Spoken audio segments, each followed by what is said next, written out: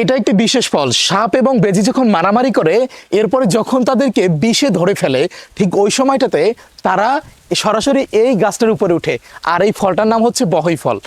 আর এটার উপরে উঠে তারা কিন্তু মুহূর্তের ভিতরেই এই ফলটা খায়, আর যখন খায় তখন কিন্তু তাদের শরীর থেকে বিষ নেমে যায়, কিংবা তাদেরকে যে বিষে আক্রান্ত করেছিল এটা ছেড়ে দেয়। এছাড়াও আরও কিছু গুণগুণ রয়েছে এই গাছটার।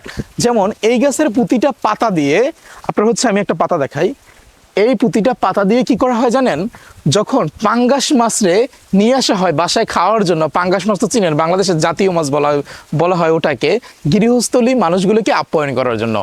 ওই মাছটাকে যখন নিয়ে আসা হয় তখন এই পাতা দিয়ে কিন্তু যখন ঘষা দেওয়া হয় তখন কিন্তু উপরের যে অবয়বটা থাকে চামড়ার সেটা কিন্তু চলে যায়, এবং সেই হিদলাটা যদি চলে যায় তখন কিন্তু মাছটার স্বাদটা বেশি থাকে।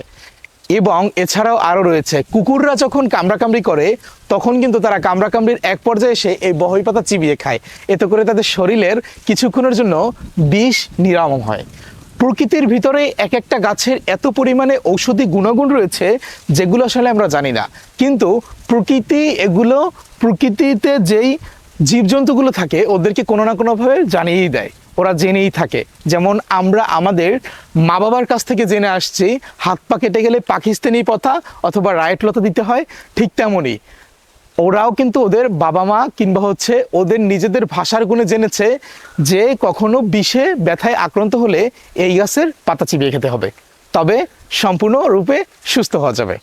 জি, দেখতে পেলেন কতটা চমৎকার একটি গাছ, কত সুন্দর একটি গাছ, এই গাছটার কত কাজ। জি ধন্যবাদ, ভালো লাগলে শেয়ার করে দিবেন। আসসালামু আলাইকুম।